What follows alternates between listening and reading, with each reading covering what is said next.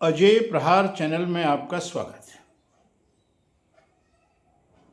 आज बड़ी विचित्र स्थिति समाज में बनती चली जा रही है। हम लोकतंत्र का झंडा ज्यों-ज्यों बुलंद करते चले जा रहे हैं, त्यों-त्यों स्थितियां कुछ विचित्र और उलझती हुई चली जा रही हैं।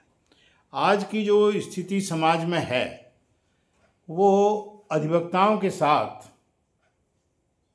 एक इस प्रकार का छल रचा जा रहा है कि जिसमें इनको क्रैश किया जा सके। अभी हाल ही का प्रकरण अगर लें हम, और ज़्यादा चीज़ों में नहीं जा रहे हैं, एक दो बातें हैं कि राष्ट्रव्यापी वकीलों की मांग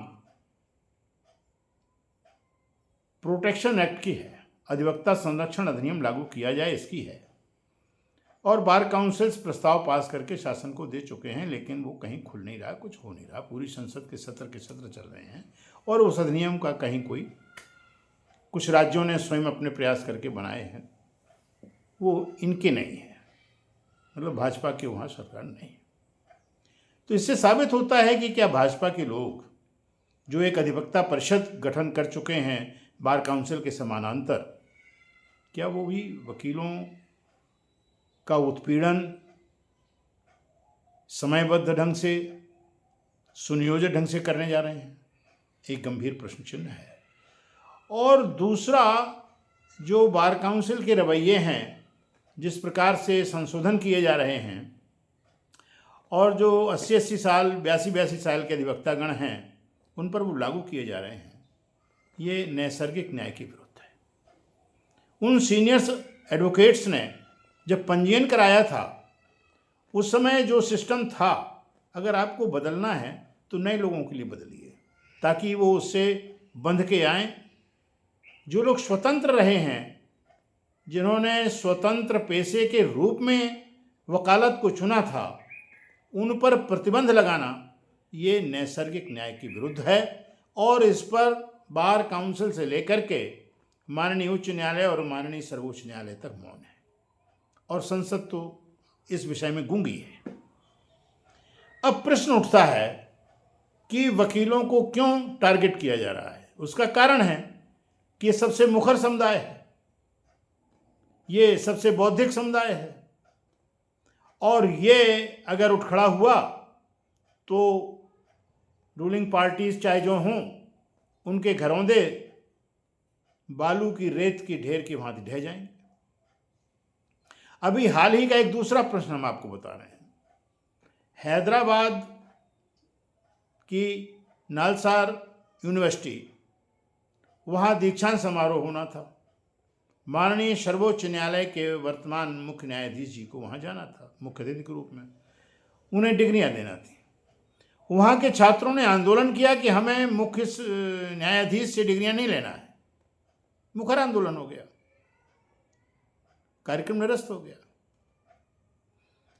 उसका रिएक्शन ये हुआ कि बार काउंसिल ऑफ इंडिया ने बार काउंसिल ऑफ हैदराबाद को एक पत्र जारी कर दिया निर्देश के साथ कि 2026 के बैच के जो लॉ ग्रेजुएट्स हैं उनका पंजीयन न किया जाए। ये क्या दर्शाता है? क्या आंदोलन लोकतंत्र का जो मूलाधार है उसे यदि कोई करता है, आपके द्वारा थोपे गए निर्णय में अगर हम असहमति जाहिर करते हैं, तो फिर ये लोकतंत्र का है। और फिर ये राष्ट्र की नियामक संस्था के अध्यक्ष के द्वारा लिखा गया पत्र, लगता है कि वो माननीय मुख्य न्यायाधीश की गुडविल में आना चाहते थे, इसलिए ये कुचक रचा गया। लेकिन माननीय मुख्य न्यायाधीश ने उस पत्र को असंवैधानिक, अनाधिकार चेष्टा कहते हुए, खारिज करते हुए ये कहा कि असहमति छात्रों का अधिकार है, और इस आधार पर उनके पंजीयन को न करने का जो आदेश है वो असंवैधानिक है, उसे निरस्त कर दिया। दूसरी तरफ आजकल एक प्रचार हो रहा है कि फर्जी डिग्रियां वकीलों के पास हैं। ये तो गवेषणा का विषय है, विवेचना का विषय है।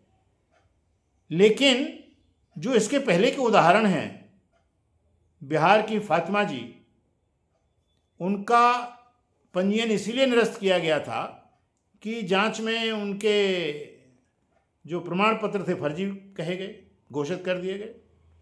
फिर क्या बात है कि माननीय सर्वोच्च न्यायालय से वो जीत गई? इसके माने है कि क्या जांच पड़ताल में भी कुछ दाल में काला है, या पूरी दाली है, या पूरी दाल काली है। तो ये जो तमाम स्थितियां पैदा हो रही हैं, ये इस बात का द्योतक हैं कि जो चाबुक है वो वकीलों पर चलने की तैयारी में है, सरकार चलाएगी, ये लग रहा है। और ऐसी स्थिति में अधिवक्ताओं को पूरी तरीके से संगठित होकर के मोर्चा लेना पड़ेगा। जब तक हम एकता के सूत्र में बंध करके अधिवक्ता हित की बात नहीं करेंगे, तब तक ये चाबुक आपको पदच्युत कर सकता है, मार्ग से विचलित कर सकता है। आज आवश्यकता है कि हम स्वतंत्रता संग्राम में अधिवक्ताओं की भूमिका को पढ़ें, उनसे सबक लें और एक सूत्र में बंध करके सरकार के अधिवक्ता विरोधी रवैये का विरोध करें। इन्हीं शब्दों के साथ धन्यवाद।